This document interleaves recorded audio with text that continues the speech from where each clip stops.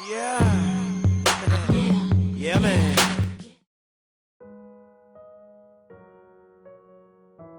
I work for a company that tests apocalyptic scenarios. It was 2007. I was hired through some connections. I know that sounds bad, but hear me out. It's a family business, one that has been running even before my grandparents were born. Of course, not everyone in our family knows that. The higher-ups get to choose and select a few. Inheritors, if you will. Now, families are chosen for a variety of reasons. Intelligence, influence, beauty, persuading. Some are even chosen simply for being quiet. I was chosen for one personality trait. I am a great liar. Now, that was my forte.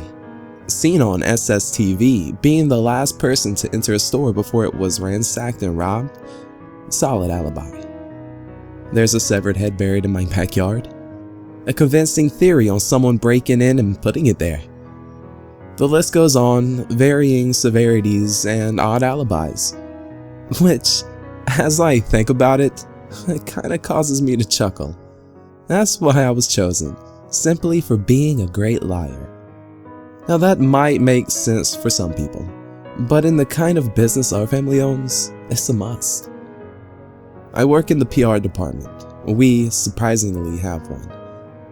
You see, any company with operations as big as ours needs to be registered to explain all the profit, energy and manpower required. And being that our activities are not exactly public friendly, although it isn't illegal, shockingly, we need to cover up. That's where I come in. I have only one job. Make sure that no one inside or outside the company knows what we do, unless they're granted access, of course. And I've done a great job throughout the years. When a worker accidentally fell into an incinerator, I made sure his family believed he accidentally did. There were no incinerators involved. Hell, even the media believed me.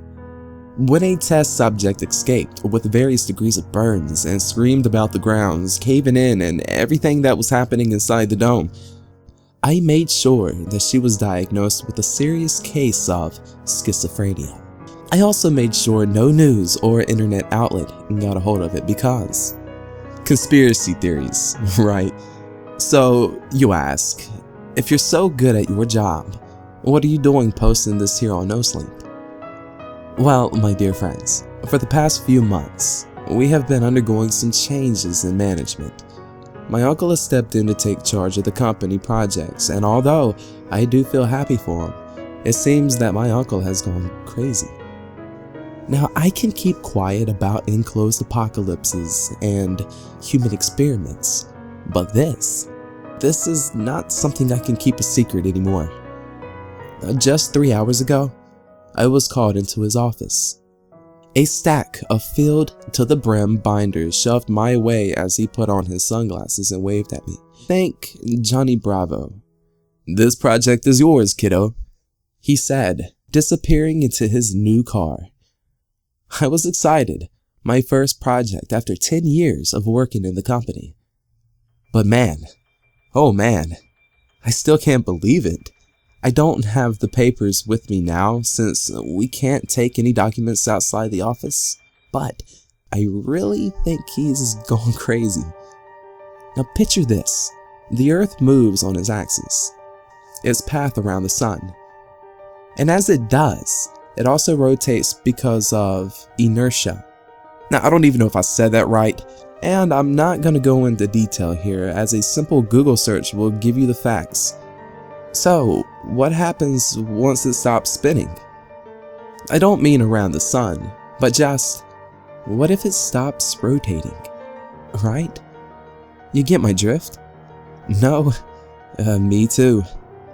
This is simply what my beloved uncle has given me, a project to stop Earth's rotation. Now you might think something along the lines of, now how are you supposed to do that? Aren't you supposed to be a secret organization? Well, we're not going to stop the actual Earth. We're going to simulate it.